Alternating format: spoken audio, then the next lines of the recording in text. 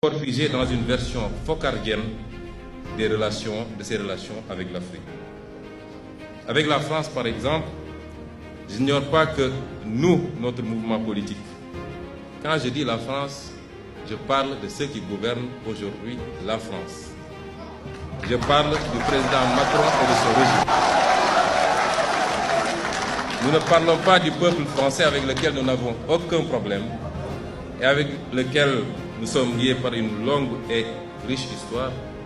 Et je ne parle pas de toutes les élites politiques françaises, ni de la société civile. Je parle de l'élite gouvernante actuelle.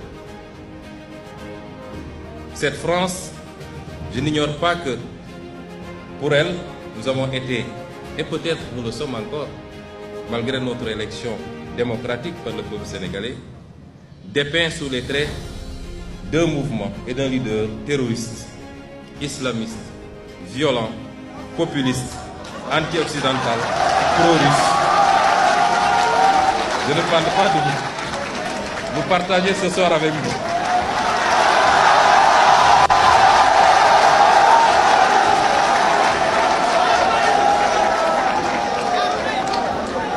Il est évident, M. Mélenchon, que je ne m'en plains pas, puisque le français bon chose que vous êtes n'échappe pas à cette catégorisation. La vérité, c'est que beaucoup de gouvernants européens, et singulièrement français, s'accommodaient mal de notre discours politique souverainiste et se fixaient comme objectif de l'entraver. C'est ce qui explique certainement leur mutisme approbateur face à la sanglante persécution du régime du président Macky Sall contre notre parti politique et ses militants.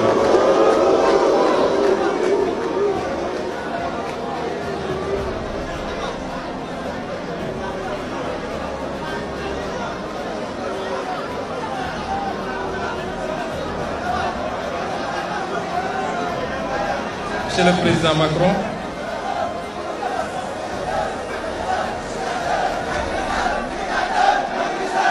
je voulais dire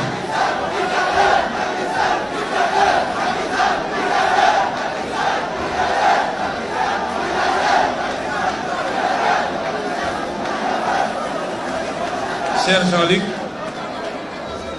ce tableau semble assez sombre. Je le dis parce que durant toute la période de persécution extrêmement violente contre tout un mouvement politique au Sénégal, ayant entraîné et causé la mort de plus d'une soixantaine de personnes, des milliers de blessés, plus de 1000 détenus politiques, vous n'avez jamais entendu le gouvernement français dénoncer ce qui se passait au Sénégal.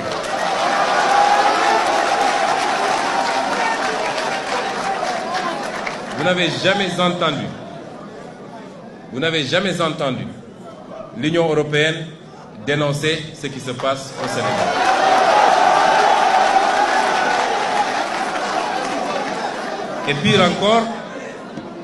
Et pire encore, c'est au pire de ces persécutions que le président Macron accueillait le président Macky Sall pour le féliciter